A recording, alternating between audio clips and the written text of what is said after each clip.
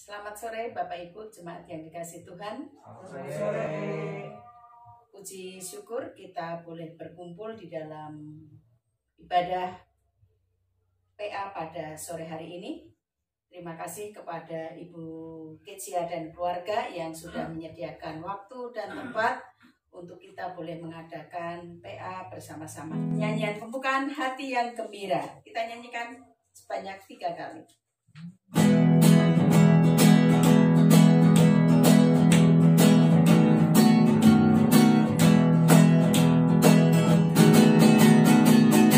Hati yang gembira adalah obat, seperti obat hati yang senang, tapi semangat yang patah teringat tulang. Hati yang gembira Tuhan senang, hati yang gembira adalah obat, seperti obat hati yang senang, tapi semangat yang patah teringat tulang. Hati yang gembira Tuhan senang, hati yang gembira adalah obat, seperti obat hati yang senang, tapi semangat yang patah teringat tulang. Hati yang gembira Tuhan senang. Mari kita satu dalam doa.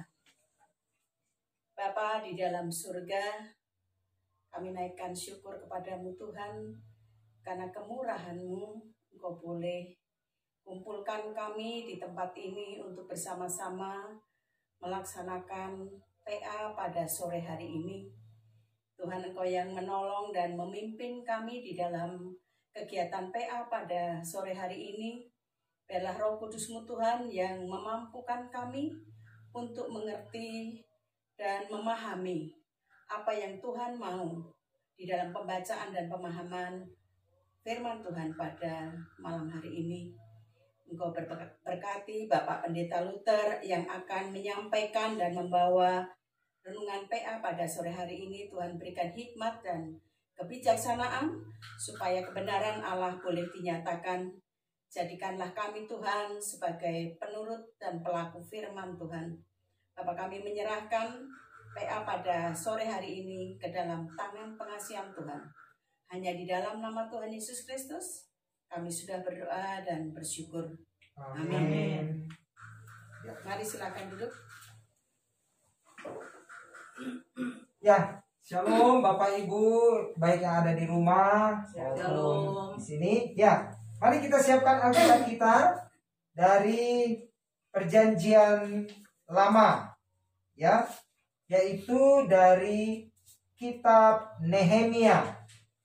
Kitab Nehemia pasal 4 ayat 1 sampai 10.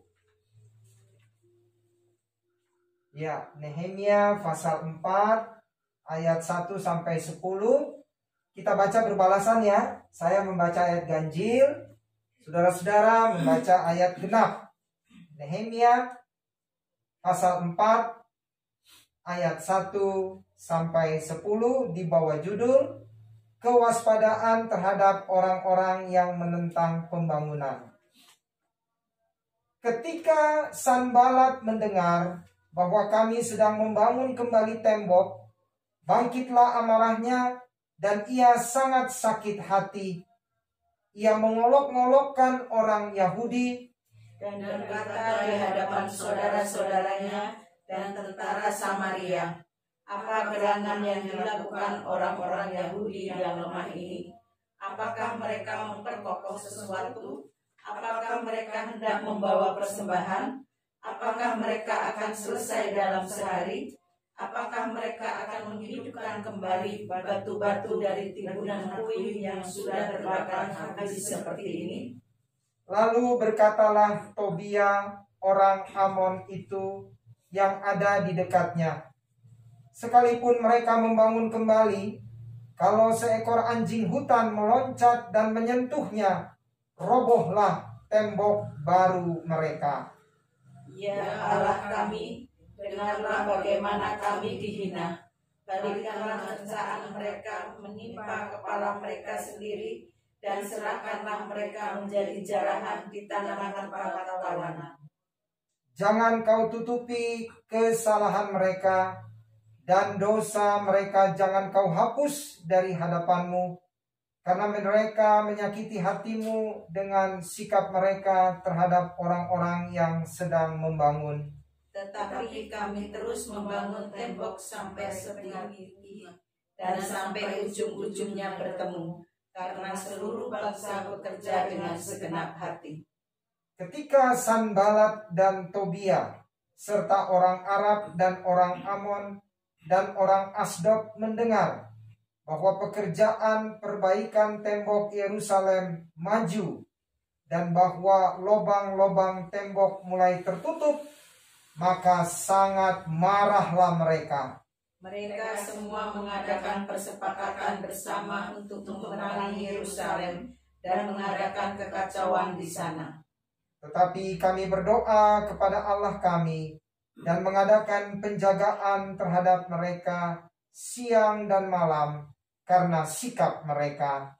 Berkatalah orang Yehuda, kekuatan para pengangkat sudah merosot dan puing masih sangat banyak. Tak sanggup kami membangun kembali tembok ini. Ya, saudara-saudara, dari kitab Nehemia pasal 4 ayat 1 sampai 10 ini, tema kita pada bagian pertama ini, temanya adalah bagaimana saya dapat mengatasi kekecewaan. Ya,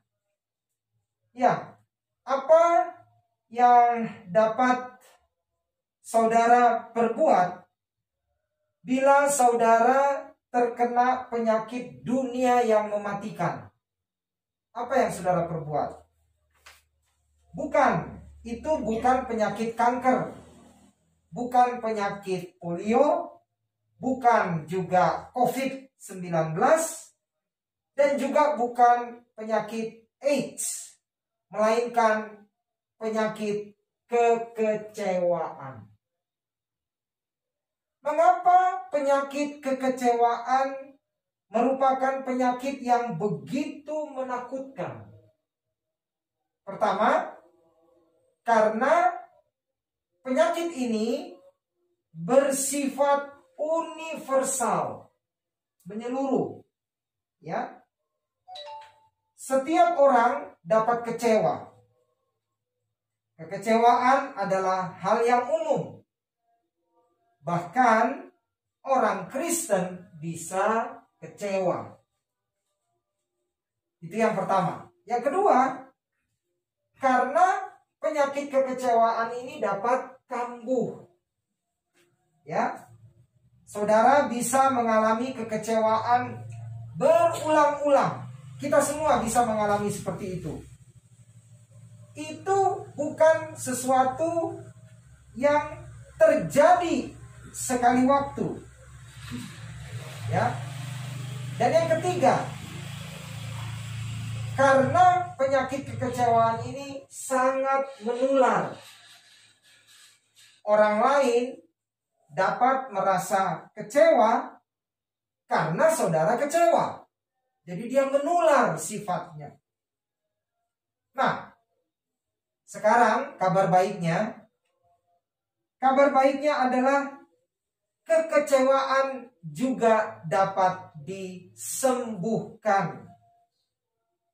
Nah, kisah dari kehidupan Nehemia dalam Nehemia pasal 4 tadi menggambarkan 4 penyebab, ya, dan 3 penyembuhan dari kekecewaan, ya. Jadi 4 hal yang menyebabkan kita kecewa, dan ini bagian pertama PA kita sore hari ini, dan nanti di PA yang akan datang 3 cara menyembuhkan dari rasa kecewa. Kita ingat bahwa Nehemia adalah pemimpin dari kelompok Yahudi yang telah kembali ke Israel dari pembuangan di Babilonia, yang ditugaskan untuk membangun kembali tembok di sekeliling Yerusalem. Tembok ini runtuh ketika kerajaan Babel menyerang dan menghancurkan kerajaan Yehuda. Nah, saat mereka kembali membangun tembok, mereka memiliki kegigihan dan semangat. Ya, semangat mereka begitu bergelora, begitu bergairah dengan proyek pembangunan tembok Yerusalem. Namun, setelah bekerja sebentar, mereka menjadi kecewa. Nah, dalam Nehemia pasal 4 tadi menunjukkan mengapa orang-orang merasa kecewa dan sekaligus bagaimana mengatasi kekecewaan. Apa yang harus dilakukan saat saudara merasa ingin menyerah? Ya, jadi udahlah, menyerah saja. Apa yang saudara lakukan? Di dalam ayat 6 dari Nehemia pasal 4 tadi disebutkan, tetapi kami terus membangun tembok sampai setengah tinggi dan sampai ujung-ujungnya bertemu, karena seluruh bangsa bekerja dengan segenap hati. Ya, mereka bekerja dengan segenap hati, berarti ada semangat. Lalu di ayat 10 sampai 12 dilanjutkan, berkatalah orang Yehuda, kekuatan para pengangkat sudah merosot dan puing masih sangat banyak. Tak sanggup kami membangun kembali tembok ini. Tak sanggup kami membangunnya. Tetapi lawan-lawan kami berpikir, di ayat selanjutnya ya, mereka tidak akan tahu dan tidak akan melihat apa-apa sampai kita ada di antara mereka, membunuh mereka dan menghentikan pekerjaan itu. Ketika orang-orang Yahudi yang tinggal dekat mereka sudah 10 kali datang memperingatkan kami, mereka akan menyerang kita dari segala tempat tinggal mereka. Jadi apa yang terjadi, saudara-saudara? Yang terjadi ialah keletihan. Keletihan yang nyata. Jadi mengapa orang-orang ini merasa kecewa? Mengapa orang-orang yang membangun tembok Yerusalem ini merasa kecewa? Alasan pertama ialah karena mereka keletihan, kecapean. Ya, orang-orang Yehuda berkata begini, kekuatan para pengangkat sudah merosot. Jadi dengan kata lain, mereka sudah bekerja sangat lama. Dan karena itu mereka lelah, capek secara fisik. Mereka nyata-nyata letih, kering secara fisik dan emosi. Seorang pendeta bercerita begini. Kadang-kadang dalam pelayanan, orang atau jemaat datang menemui saya. Menemui untuk konseling dengan pemikiran yang salah, yaitu mereka mengira kekecewaan merupakan masalah rohani. Mereka berkata begini, mungkin aku perlu menyerahkan kembali hidupku kepada Tuhan. Namun masalah mereka sebenarnya adalah mereka itu keletihan, kecapean. Mereka itu hanya butuh istirahat, relaksasi, serta pembaruan. Atau bahkan pergi berwisata. Hanya itu yang dibutuhkan.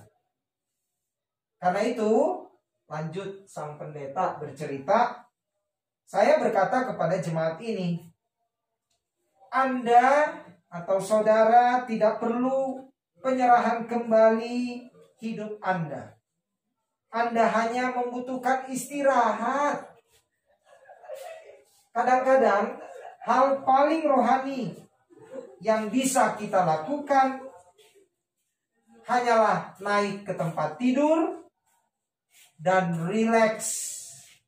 Atau pergi berlibur selama beberapa hari atau bahkan selama 2 minggu. Berlibur karena kita letih, karena kita capek. Nah, pertanyaannya, kapan keletihan dan kekecewaan terjadi? Kita lihat di ayat 6. Tetapi kami terus membangun tembok sampai setengah tinggi. Tahukah saudara, kapan saudara paling cenderung menjadi kecewa? Yaitu bila saudara mengerjakan sesuatu tidak sampai selesai. Ya, mengerjakan sesuatu setengah jalan, nggak sampai selesai. Ya, kalau nyapu cuma sampai tengah rumah, udah itu ditinggalkan. Ya, kalau masak, setengah mateng. Atau cuma siapkan bumbunya, tapi selanjutnya enggak. Ya, cuci piring, cuma sebagian piring yang dicuci. Ya, ngepel juga begitu. Jadi cuma separuh jalan kerjanya. Semua orang dalam cerita tadi bekerja keras pada awalnya. Orang-orang ini bekerja dengan segenap hati. Mengapa? Karena proyek pembangunan tembok Yerusalem itu adalah sesuatu yang baru. Awalnya menggairahkan. Tetapi beberapa saat kemudian sesuatu yang baru itu mulai usang. Dan pekerjaan menjadi membosankan. Ya. Jadi ketika kehidupan mulai membosankan, lalu menjadi rutinitas, lalu menjadi ritual. Nah, disitulah awal mula kekecewaan. Ketika ibu-ibu merasa cuci piring, mengepel, menyetrika menjadi sesuatu yang tidak lagi menggairahkan, menjadi sesuatu yang membosankan. Nah, di situ awal mula munculnya rasa kecewa. Pernahkah saudara mengecat rumah saudara? Ya, jadi saudara bertekad, saya tidak akan pakai tukang, saya mau ngecat sendiri. Jadi saudara mulai mengecat ruangan. Tetapi setelah mengecat setengah ruangan, lalu saudara memandang sekeliling dan berkata, aduh, aku sangat lelah, capek banget deh. Ini baru separuh nih, udah capek nih. Bukan itu saja, tetapi bila sudah selesai, Aku harus membereskan lagi semuanya. Aduh, kursi-kursi saya harus geser lagi. Lemari saya harus geser lagi. Aduh, capek banget deh. Nah, ketika saudara mengerjakan sesuatu yang saudara anggap melelahkan, lalu saudara mencoba menata ulang semua yang tidak beres, itulah awal mula dari rasa kecewa. Semua harus dikembalikan ke tempatnya yang semula. Itu sangat meletihkan. Pernahkah saudara mulai mendaki sebuah gunung, ya, sebuah gunung, dan berpikir, wah, ini hanya dibutuhkan waktu 4 jam untuk bisa sampai ke puncak. Tetapi ketika baru separuh jalan, saudara sudah menghabiskan waktu 5 jam. Ya, baru separuh jalan udah 5 jam, padahal tadinya bilang, wah, ini sampai ke puncak 4 jam nih. Maka saudara berpikir, ini saya harus terus mendaki nggak ya? Belum lagi nanti setelah di atas saya harus turun lagi. Aduh, gimana nih? Terus tiba-tiba saudara berpikir, ya mungkin kehendak Allah supaya aku sampai di tengah saja lalu turun. Mengapa saudara berpikir begitu? Karena keletihan. Jadi keletihan atau kecapean adalah penyebab nomor 1 dari kekecewaan. Dan itu sering terjadi justru di pertengahan. Ya, belum sampai ujung sudah keletihan. Baru di tengah-tengah sudah keletihan. Itu sebabnya mengapa begitu banyak orang jarang menyelesaikan apapun juga dari tanggung jawabnya. Nah, sekarang mengatasi frustrasi. Alasan kedua mengapa orang menjadi kecewa. Perhatikan, bangsa Israel tadi berkata, puing masih sangat banyak. Jadi puing-puing keruntuhan tembok Yerusalem itu masih banyak berserakan, berantakan. Tak sanggup kami membangun kembali tembok ini. Nah, perkataan ini menunjukkan mereka sedang frustrasi. Mereka merasa kecewa dan frustrasi. Apakah puing itu? Mereka sedang membangun tembok yang baru, tetapi batu-batu tua yang hancur ada di mana-mana. Demikian juga dengan debu dan semen kering, berantakan di mana-mana. Saat mereka melihat puing-puing dan reruntuhan, mereka menjadi kecil hati. Mereka kehilangan pandangan pada tujuan mereka karena begitu banyak sampah dalam hidup mereka, sehingga mereka tidak tahu bagaimana mengurus kehidupan yang sesungguhnya. Kapanpun saudara melakukan sebuah pekerjaan atau sebuah proyek, sejumlah sampah akan terakumulasi. Artinya akan bertambah. Dan itu bisa membuat frustasi yang besar. Pernahkah saudara memperluas sebuah ruangan atau membangun sebuah gedung? Tiba-tiba saudara memperhatikan tumpukan plester di segala sudut. Atau saudara mengecat ruangan, tetapi lebih banyak cat yang berceceran di mana-mana daripada yang menempel di tembok. Seolah-olah sampah itu dapat melipat ganda. Saudara tidak dapat menghindari sampah dalam kehidupan, tetapi saudara dapat belajar mengenali sampah itu dan belajar menanganinya sehingga saudara tidak menyerah dengan rencana Anda semula. Nah, apakah sampah dalam kehidupan kita?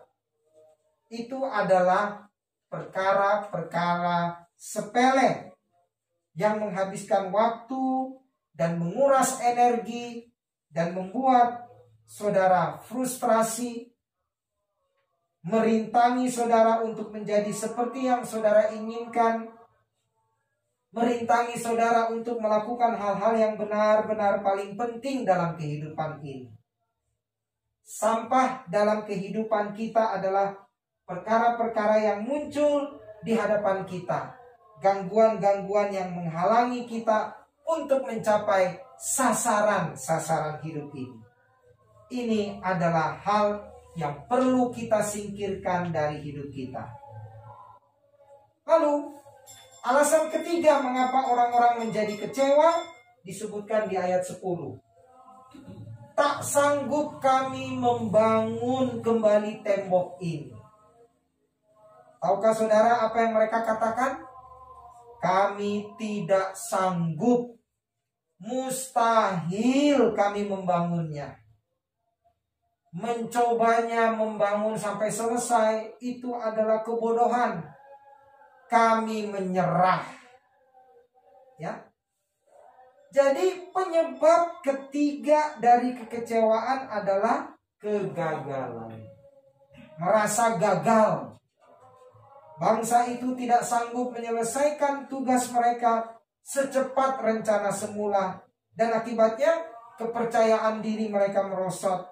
Mereka patah semangat dan menjadi kecewa. Mereka berkata, kami tidak sanggup, jadi kami menyerah saja. Bagaimana saudara menangani kegagalan dalam hidup? Apakah saudara mengasihani diri sendiri? Apakah saudara berkata, oh malangnya aku ini, aku tidak dapat menyelesaikan pekerjaan ini? Apakah saudara mulai mengeluh? Itu mustahil. Itu tidak dapat diselesaikan. Bahkan mencobanya pun adalah kebodohan. Itu adalah sebuah kekonyolan. Mungkin saudara berkata begitu.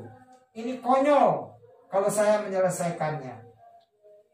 Atau apakah saudara menyalahkan orang lain? Wah, semua orang mengecewakanku. Mereka tidak mengerjakan bagian mereka. Mungkin saudara berkata begitu. Tahukah saudara perbedaan antara seorang pemenang dan seorang pecundang adalah seorang pemenang selalu memandang kegagalan sebagai suatu kemunduran yang bersifat sementara. Ya. Sedangkan seorang pecundang sebaliknya, kemunduran itu dianggap kegagalan total. Ya. Dianggap kegagalan total. Bahkan itu kebodohan kalau dilanjutkan. Nah, itu seorang pecundang. Nah, sekarang alasan yang keempat, yang terakhir, mengapa orang menjadi kecewa? Perhatikan bawahan Nehemia ketika dia menyampaikan kalimat seperti ini. Tetapi lawan-lawan kami berpikir mereka tidak akan tahu dan tidak akan melihat apa-apa sampai kita ada di antara mereka, membunuh mereka dan menghentikan pekerjaan itu. Di ayat 11. Jadi ada orang-orang di Israel yang tidak ingin tembok itu dibangun. Mereka adalah musuh-musuh orang Yahudi. Tembok di sekeliling kota itu menggambarkan keamanan dan pertahanan.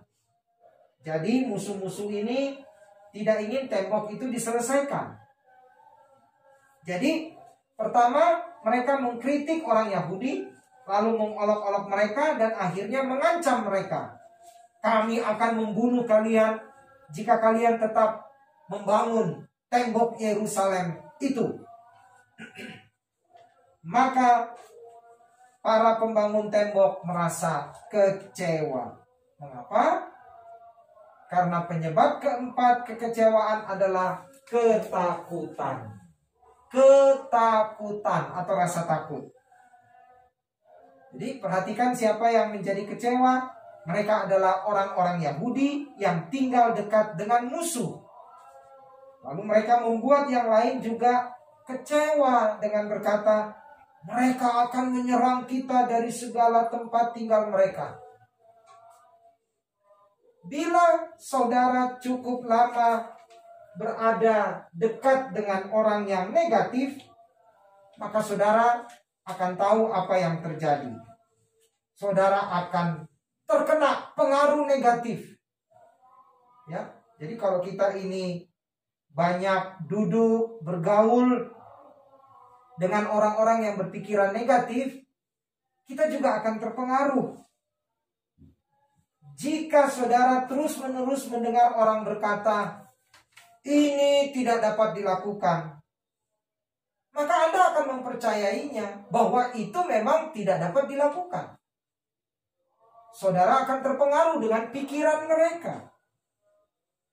Apakah saudara memiliki ketakutan-ketakutan yang membuat hati saudara menjadi kecil sekarang ini? Ketakutan-ketakutan yang menghalangi saudara untuk berkembang dan bertumbuh? Apakah saudara takut dengan kritikan dan rasa malu? Apakah saudara takut mengambil sebuah langkah besar untuk menerima tanggung jawab baru atau pekerjaan baru?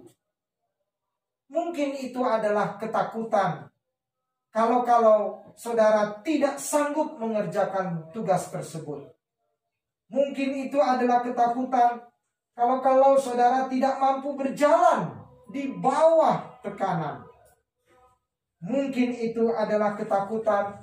Kalau saudara harus sempurna menyelesaikannya. Ketakutan akan selalu mengecilkan hati. Hati siapa saja. Nah, jadi bagaimana saudara dapat mengetahui bahwa kekecewaan saudara disebabkan oleh ketakutan? Bagaimana kita tahu? Saudara memiliki keinginan yang kuat dan dalam untuk lari. Ya, lari. Aku harus pergi dari tempat ini. Aku harus lari.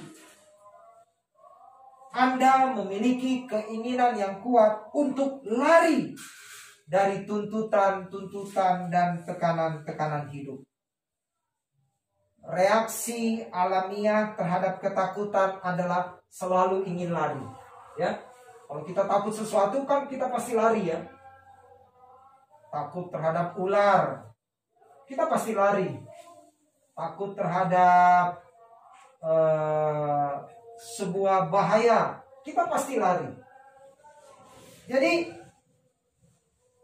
dalam hidup hanya ada 3 cara untuk saudara bergerak melawan sesuatu dengan kemarahan. Lari dari hal itu dalam ketakutan, atau tetap tinggal dengan kasih. Nah, mana yang saudara pilih? Nah, itulah saudara bagian pertama. Ya, bagian pertama tentang bagaimana saya dapat mengatasi kekecewaan. Jadi pada bagian pertama ini kita belajar 4 hal. Apa sih yang bisa membuat kita itu merasa kecewa? Pada PA yang akan datang, kita akan belajar bagaimana cara mengatasi kekecewaan. Dan itu ada 3 cara. Tapi kali ini kita lihat dulu ada 4 penyebab timbulnya rasa kecewa dalam hidup kita. Ya, kami berharap saudara-saudara dapat mengikuti bahan PA ini dari kisah Nehemia pasal 4. Bagaimana orang-orang Israel begitu bergairah membangun tembok kota Yerusalem yang runtuh, yang sudah menjadi puing-puing. Mereka bertekad menyelesaikannya, namun di tengah jalan mereka merasa kecewa. Baik, sekarang kita masuk dalam pertanyaan untuk diskusi. Ya, pertanyaan pertama akan dibaca dan dijawab oleh Ibu Penatua Debbie. Silakan, Bu. Pertanyaan pertama, apa itu kekecewaan? Kekecewaan bisa disebut penyakit yang bersifatnya universal. Ya, jadi semua orang bisa kena ya. Ya. Jadi kalau misalnya seseorang pernah mengalami satu kejadian itu yang membuat dia kecewa, Ya. dan kejadian itu bisa berulang-ulang dirasakan sama orang itu juga, dan dalam waktu yang berbeda-beda pula. Ya. Dia Merasakannya. Dan kecewa ini tidak selalu dalam satu hal saja ya. Iya. Kecewa di dalam hal yang ini, Permasalahan, iya. kecewa yang dalam hal yang ini. Ya, kalau dalam berumah tangga itu banyak hal yang bisa membuat kita kecewa ya. Iya. Para istri kecewa dengan suami. Tapi para suami juga kecewa dengan istri. Anak-anak juga bisa. Para orang tua kecewa dengan anak, ya. Anak juga kecewa dengan orang tua. Para guru kecewa dengan murid. Para murid juga kecewa dengan gurunya. Ya. Kita kecewa dengan kondisi rumah yang berantakan, pekerjaan nggak selesai-selesai juga, ya. Belum lagi tugas-tugas yang lain, ya. Jadi tadi Ibu Debbie mengatakan bahwa kecewa ini penyakit universal, ya. Dari anak kecil, yes, pada semua orang, sampai orang lansia, ya. Kalau anak bayi biasanya kecewa diungkapkan dengan nangis, ya. Jadi kalau bayi nangis itu umumnya karena kecewa, mungkin kecewa, lapar, kok belum dikasih makan juga ini ya, kok haus, atau papa mamanya nggak ada, lalu dia nangis. Kalau orang dewasa kecewa biasanya perasaannya gimana? Nangis juga ya? Bisa juga nangis ya. Sungut-sungut ya, nangis bersungut-sungut. Ada nggak yang banting barang? Ada. Nggak terlampiaskan orangnya barang aja. Barang ya, banting barang atau banting pintu ya. Pukul pintu. Saking atau ditendang pintunya. Iya. Karena pintunya nggak salah apa-apa ya. Benda itu nggak salah, mungkin juga tendang kursi ya. Padahal nggak salah tuh, tapi ya itulah pelampiasan kecewa. Dan ada satu lagi, kecewa itu juga menular ya. Satu orang kecewa bisa mempengaruhi loh yang lain. Ya kan Bu ya? Orang yang dekat dengan kita bisa juga tertular. Tadinya dia happy. Iya, mau terima aja ya udahlah. Tapi karena sebelahnya kecewa, dia jadi terpengaruh. Iya. Ya, dia juga jadi ikut mengungkapkan. Iya, itulah kecewa. Ini penyakit yang universal dan mematikan juga ini ya. Iya, kalau udah frustasi. Kalau udah frustasi ya bahaya ya. Iya. Banyak orang mengambil tindakan bunuh diri itu kan salah satunya karena kecewa.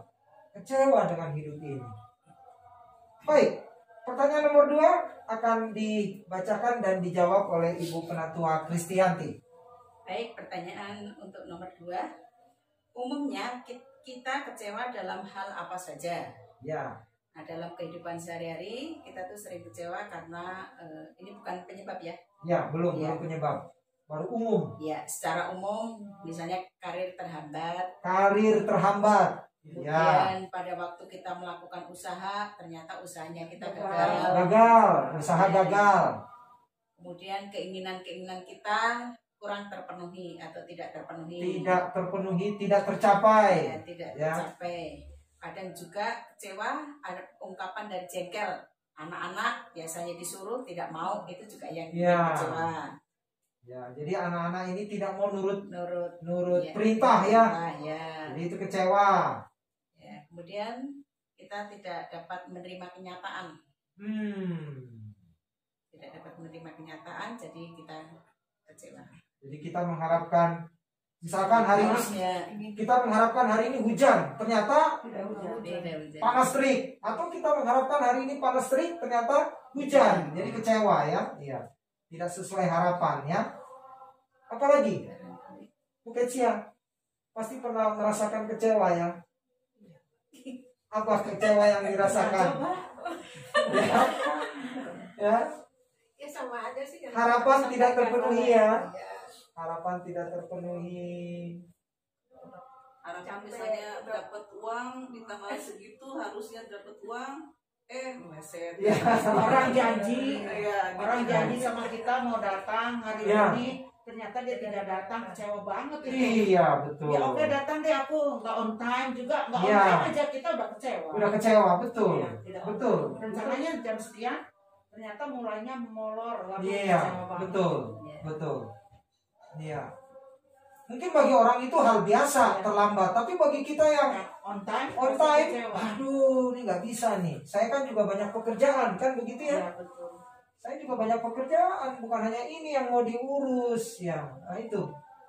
Jadi dari hal-hal kecil ternyata Janji, ya. janji juga Pak, janji yang nggak ditepati. kita- Janji yang ya, tidak ditepati. baik oleh pasangan kita kan, Pasangan atau kita. anak kita kan, Ah. janjinya pada kita nggak ditepati. Atau sahabat, sahabat, teman sepelayanan. ya betul, pasti itu kita kecewa. Teman di pekerjaan, guru juga ya, atau usaha apa yang kita kerjakan ya. Ya. Sekarang ini katanya pensiunan lagi kecewa juga nih karena apa tuh bank tidak bisa mencairkan pensiun. Ini saya dengar dari anggota jemaat yang kemarin datang ke bank mau ngambil pensiun, katanya waduh ada masalah di Sistemnya. sistem PHSP-nya. Dibayar THR bukan gitu. iya kan kasihan tuh para lansia udah datang ya berharap bisa terima uang pensiun ya balik lagi entah kapan beres. Wah ini Semuanya dialih-alihkan karena membereskan COVID dulu. Padahal Kalau lansia kami biasanya dapat kinerja, bantuan kinerja, ada tambahan kinerja, tapi sekarang tidak gitu kalau untuk guru-guru yang ini tidak. Jadi memang gitu. biasanya dapat, ternyata tidak, katanya alasannya yaitu Dana mungkin untuk COVID dana dulu. untuk COVID dulu sepertinya seperti itu. iya Dugaan. Jadi Iya. kita kecewa juga tuh biasanya kita dapat, Padahal kenapa segini. sekarang tidak? Kecewa. padahal banyak kebutuhan ya Bu ya. Itu dia. Udah wah nanti kalau dapat Bakal dapat nih, udah biasanya dapat nih tiap Ah. tahun. Ternyata nggak dapat ya, kecewa Iya, banget. kecewa banget itu ya. Mungkin bagi orang lain nilainya kecil, Iya, tapi bagi kita, ah, waduh, ini sudah sangat kita harapkan.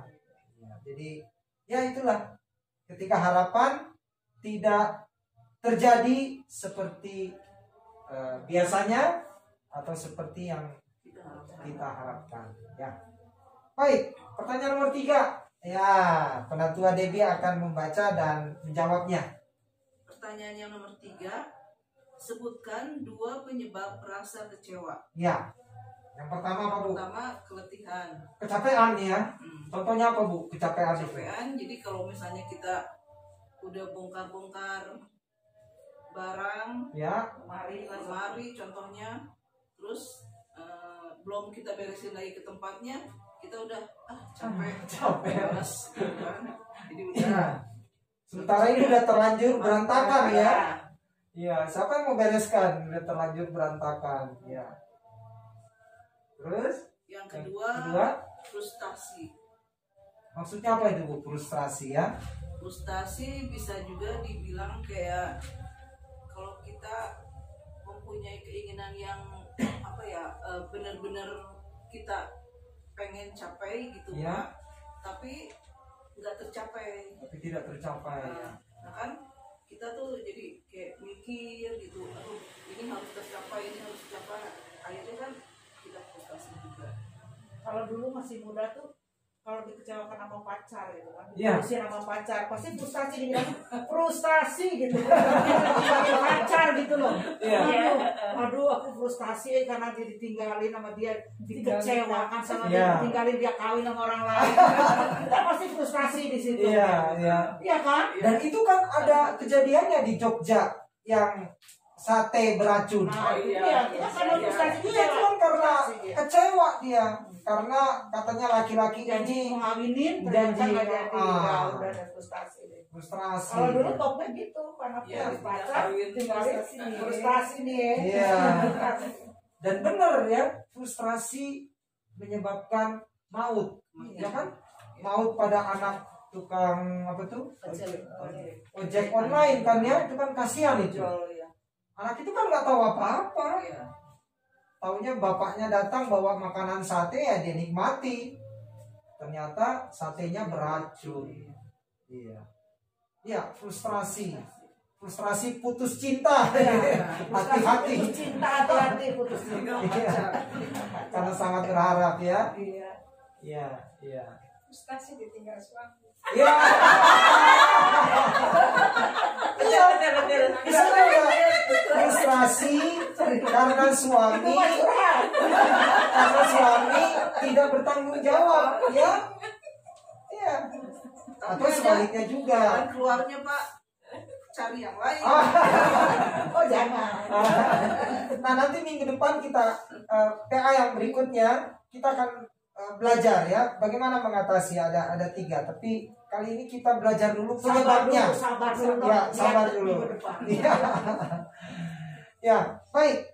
Pertanyaan keempat ya akan dibacakan oleh Ibu Penatua Kristianti dan menjawabnya. Silakan Bu.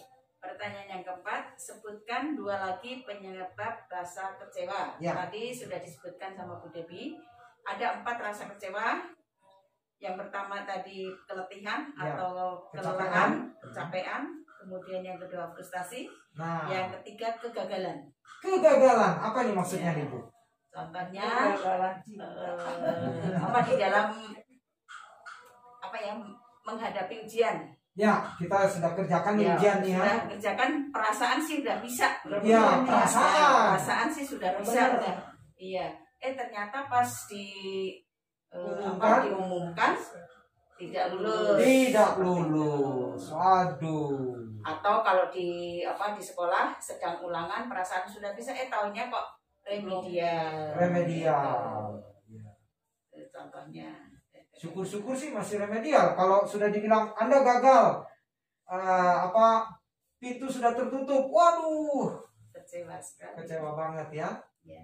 Ya, itu yang ketiga, kegagalan. Ya. Yang keempat itu ketakutan. Ketakutan.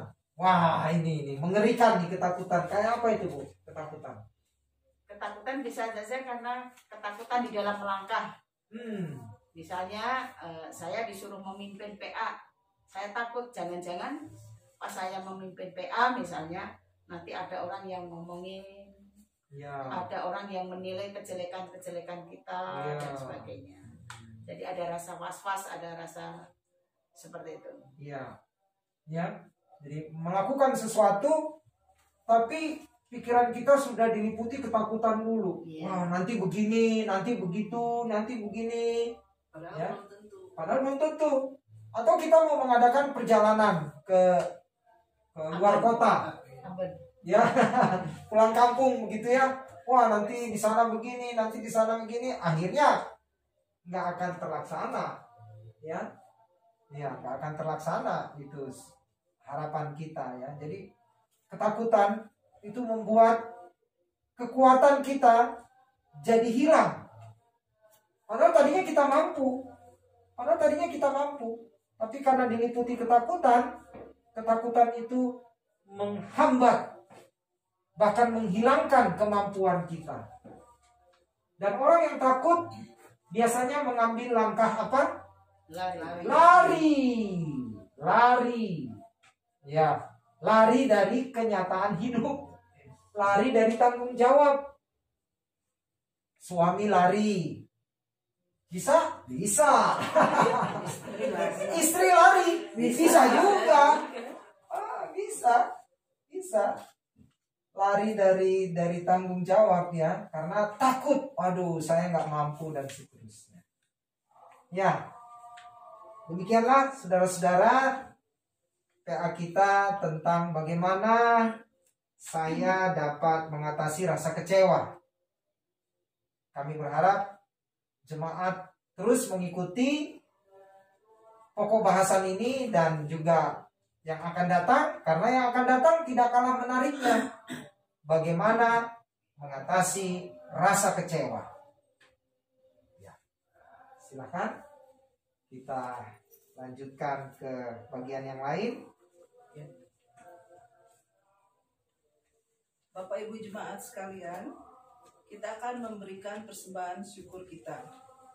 Bapak Ibu jemaat dapat menitipkan langsung ke penetua wilayah atau langsung mentransfer ke rekening gereja dan atau langsung memasukkan ke kotak yang telah disediakan di gereja. Kita memuji Tuhan bersama Yesus lakukan perkara besar 2 kali.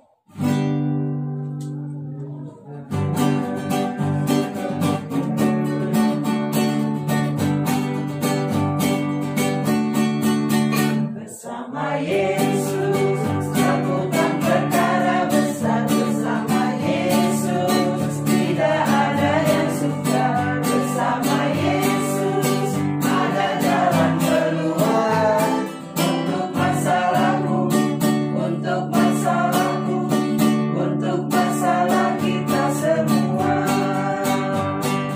Yesus anak Bapa Allah, Juru Selamat umat manusia.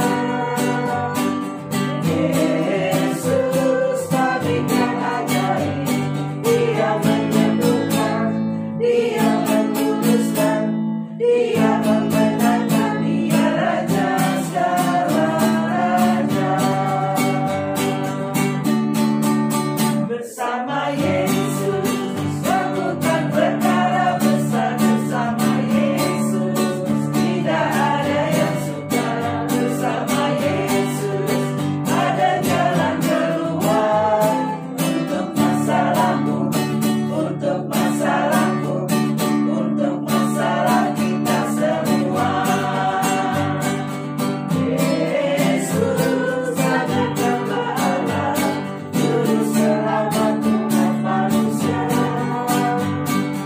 Yesus tabib yang ajaib, Dia menyembuhkan, Dia menguduskan, Dia membenarkan, Dia Raja segala raja.